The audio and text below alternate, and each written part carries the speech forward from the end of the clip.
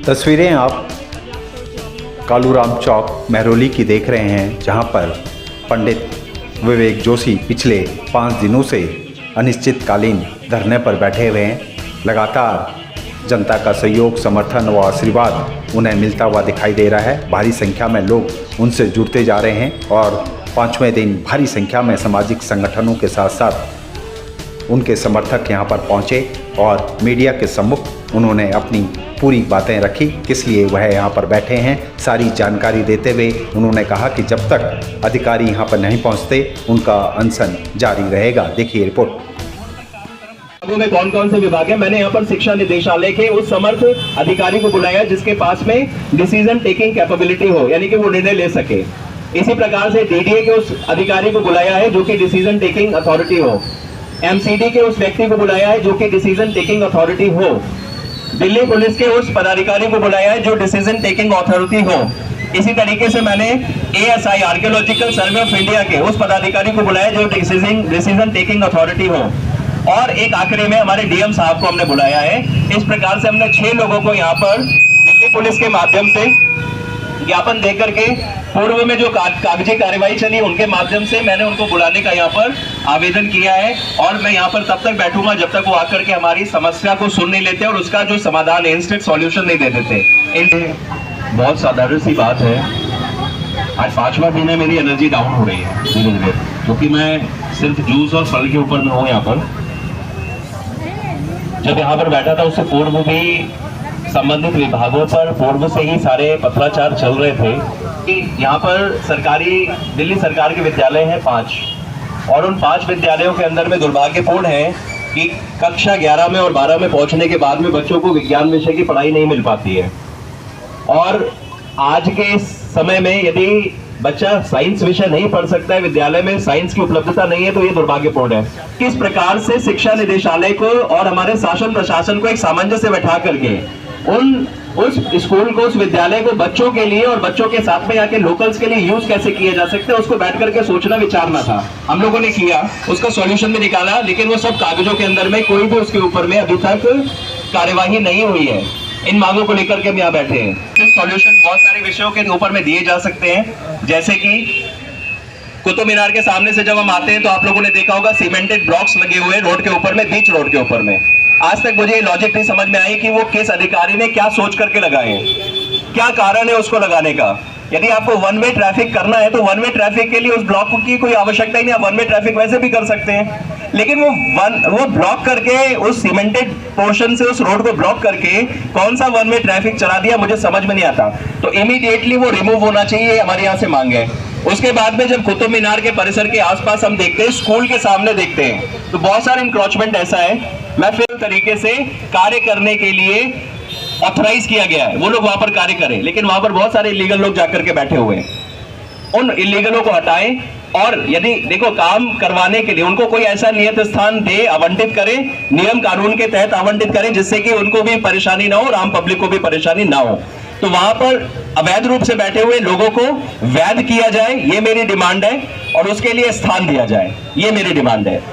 यदि एमसीडी वहां पर स्कूल के गेट के सामने, ठीक सामने एक पार्किंग बना दी गई है, यदि वो अवैध है तो उसको हटाया जाए और वैध जगह पर वैध तरीके से बनाया जाए। उसके 7 लोकेशंस मैंने ऑलरेडी संबंधित संस्थाओं को, संबंधित विभागों को राइटिंग में एलजी साहब से लेकर के सब तक मैंने पिछले 1 साल पहले दिए हुए, पीछे 1 साल पहले दिए हुए हैं, जिसमें 7 पार्किंग स्लॉट्स जहां पर हम पार्किंग बना करके महरौली समस्त पार्किंग समस्याओं का खत्म कर सकते हैं। आज तक कोई कार्यवाही नहीं हुई है।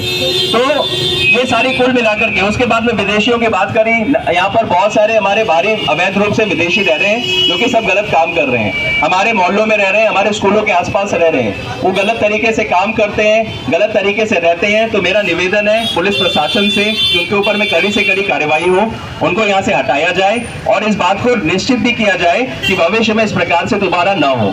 यहाँ पर नेताओं से कोई मांग नहीं है, क्योंकि नेताओं के बस के कोई काम नहीं है। जो चुने हुए जनप्रतिनिधि हैं, उन जनप्रतिनिधियों को मेरे साथ में आकर के इन मांगों को मजबूत करना चाहिए था। लेकिन दुख का विषय है कि मेरे सभी भाई जो जनप्रतिनिधि यहाँ पर बने हुए, चाहे हमारे काउंसलर हो, चाहे हमारे विधायक हो, वो यहाँ पर उपस्थित नहीं हुए। 5 दिन हो गया, उन्होंने आकर के हाथ पकड़ करके ये नहीं पूछा कि बेटा क्यों बैठे हो, मेरे भाई क्यों बैठे हो, आ जाओ हम इन समस्याओं को मिलकर के सॉल्व करते हैं। अरे एक बड़े बड़े दिल वाला नेता बनिए, मुझे आपसे कोई कंप्लेंट नहीं है, कोई शिकायत नहीं है, मैं करूंगा भी नहीं इस मंच से, लेकिन मैं आपसे निवेदन करूंगा कि किसी भी अच्छे कार्य को अपने क्षेत्र के अंदर में सपोर्ट करिए, वो ज्यादा अच्छा होता है। और मेरा कोई प्रतिद्वंद नहीं है आपके साथ में, मैं आपके शासन के अधिकारियों से मेरी मांग है, ये मांग का ये पूरा पर्चा मैंने पहले भी दिया है। अभी मैं यहाँ से अपने मेरे यहाँ पर बहुत खास मेरे आप सब लोग सपोर्टर्स बैठे हुए हैं, यहाँ से मैं 5 लोगों की एक डेलीगेट की टीम बनाऊंगा और सभी के सिग्नेचर लेकर के एक बार पुनः मैं थाने पर जो भी इस समय पदाधिकारी उपस्थित होंगे उनको वह यहाँ पर ये ज्ञापन देकर के आएंगे कि आज हम 5 दिन से यहाँ पर अपनी मांगों को लेकर के बैठे हैं। आपका जो काम है आप कीजिए, और उसके बाद में जो अलग विभागों का काम है कम से कम आप उनको सूचित तो कर दीजिए कि हम यहाँ पर बैठे हुए हैं कुछ मांगों को लेकर के आपके दरवाजे पर। तो ये काम तो आप कर सकते हैं, आप फॉरवर्डिंग एजेंसी के रूप में काम कर सकते हैं, ये लीगल है, आप उसको करिए। आप हमारी मांगों को सिर्फ उन विभागों तक पहुंचा दीजिए, उनको रिक्वेस्ट कर दीजिए कि यहाँ पर आकर के बात कर लीजिए, सॉल्यूशंस दे दीजिए, ताकि हम भी यहाँ से हटे, आपके ऊपर से बोझा हट जाए, ये जो बोझा 5 दिन से बैठा हुआ है आपके ऊपर में। तो और आपके जो काम है आप उन कामों को करके हमको उसकी रिपोर्ट बता दीजिए कि आपने क्या किया और आगे क्या करेंगे। मैं यहाँ से उठ जाऊंगा। मैं किसी भी प्रकार से यहाँ पर आपने देखा कि 5 दिन से मैं अकेला बैठा हूँ यहाँ पर। मैंने अपने सभी मित्रों को यहाँ पर, मैं चाहता तो बहुत मजमा लगा सकता था, भीड़ इकट्ठी कर सकता था, नहीं करना है मुझको। मैं शांतिपूर्वक अभी आज के बाद में भी कल से मैं फिर से अकेला बैठूंगा और सबसे निवेदन करूंगा सब अपने घरों में रहिए, सोशल मीडिया के माध्यम से लोगों को अवेयर करिए, और मैं यहाँ पर बैठा रहूंगा तब तक जब तक संबंधित पदाधिकारी आकर के इन समस्याओं का समाधान पूर्ण रूप में नहीं दे देते, मैं तब तक यहाँ से नहीं हटूंगा और शांतिपूर्वक बैठा रहूंगा, किसी को कोई परेशानी नहीं होने दूंगा। यहाँ ये बहुत सारे बच्चों की, लगभग 7,000 बच्चों की बातें हैं, लाखों की महरौली के लोगों की समस्याएं हैं, जो कि वास्तविक उनकी डिमांड्स है, उनकी रिक्वायरमेंट्स है, जिनको पूरा करना हमारा आपका कर्तव्य है। पूर्व में जो मैंने अनशन करी थी वो 3 दिन भूख हड़ताल थी, जिसमें मैंने भोजन और पानी नहीं लिया था, तो वो एक अनुभव मैं ले चुका हूँ पहले। उस टाइम पर तीसरे दिन ही मेरी हालत बहुत खराब हो गई थी। इस बार मैंने ये निर्णय इसलिए लिया क्योंकि लंबी लड़ाई है, ज्यादा विभाग इंक्लूडेड है। मैंने ये डिसीजन लिया कि मैं शाकाहार के ऊपर मैं यहाँ पर बैठूंगा, मतलब फलाहार करूंगा, और फलाहार के अंदर में जूस, फल, यहाँ पर देख रहे हैं अभी भी फल रखे हुए हैं, सुबह से लेकर के शाम तक जो भी मेरा प्यारा भाई, मेरे लोग, मेरे को प्यार करने वाले आते हैं, वो यहाँ पर जूस भी दे जाते हैं, फल भी दे जाते हैं। तो फल और जूस खा करके मैं अच्छे से फिट हूँ, और इस लड़ाई को मुझे लगता है कि यदि इसी कंडीशन में लड़ना पड़े तो कम से कम 3 महीना तो मैं खींच सकता हूँ इसी स्थिति के अंदर में। ये मेरी कैपेसिटी है, मैं कर लूंगा इसको, मुझे पता है।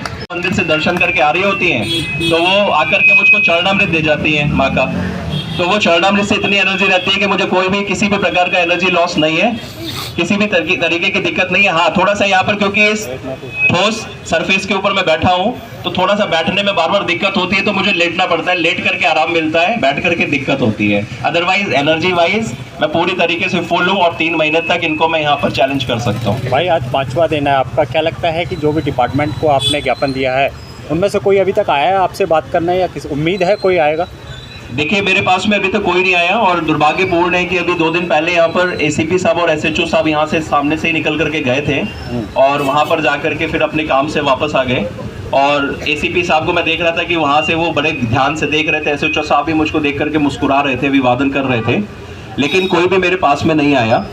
जबकि मैं अपेक्षा कर रहा था कि शायद ये मेरे पास में आएंगे और मुझसे बात करेंगे और मुझसे पूछेंगे कि भाई मेरे दरवाजे पर बैठे हो तो क्यों बैठे हो, क्या कारण है। हालांकि मालूम है कारण उनको, लेकिन फिर भी एक नैतिकता बनती है किसी भी इंसान की कि यदि किसी के दरवाजे पर कोई बैठा है तो पूछ लेना चाहिए जाकर कि क्या बात है। लेकिन अभी ऐसा नहीं हुआ है, शायद नैतिकता जागृत नहीं हुई है, हो जाएगी। मैं तो तब तक बैठूंगा जब तक करवा ना दूं, क्योंकि बड़ा साहस है।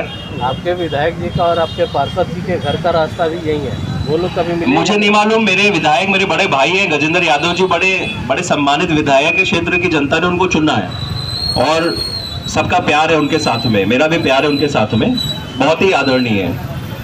अब पता नहीं क्यों जब से मैं यहाँ बैठा हूँ तब से तो मैंने उनको यहाँ पर नहीं देखा, तो शायद से उन्होंने या तो रास्ता बदल रखा है या फिर वो यहाँ से जाते ही नहीं होंगे। तो यदि उन तक ये बात पहुंचेगी तो मैं उनसे निवेदन करूंगा। मैं तो सभी मित्रों से बोल ही रहा था पहले ही दिन से कि हमारे विधायक जी यदि मेरा हाथ पकड़ ले आकर के तो मुझे और मजबूती मिल जाएगी, लेकिन अभी तक ऐसा हुआ नहीं है। अब रही बात दूसरे हमारे काउंसलर मैडम की, तो जिस दिन आकर के बैठा था तो बड़ी स्मेल आ रही थी इस वाले टॉयलेट में से, यहाँ से बड़ी स्मेल आ रही थी, तो मैंने उनको बस कॉल करके निवेदन किया था। मैंने उनको डायरेक्टली रेखा जी को कॉल किया था, मैंने कहा कि भाभी जी बड़ा स्मेल आ रहा है, मैं अनशन पर बैठा हूँ, सफाई हो जाए तो बहुत अच्छी हो जाएगा। तो अब पता नहीं सफाई हुई या नहीं हुई, लेकिन स्मेल आती रहती है। अब देखना होगा कि प्रशासन व डिपार्टमेंट कब तक जागता है और इस घटना को संज्ञान में लेता है, लेकिन विवेक जोशी का कहना है कि वह अनशन पर बैठे रहेंगे।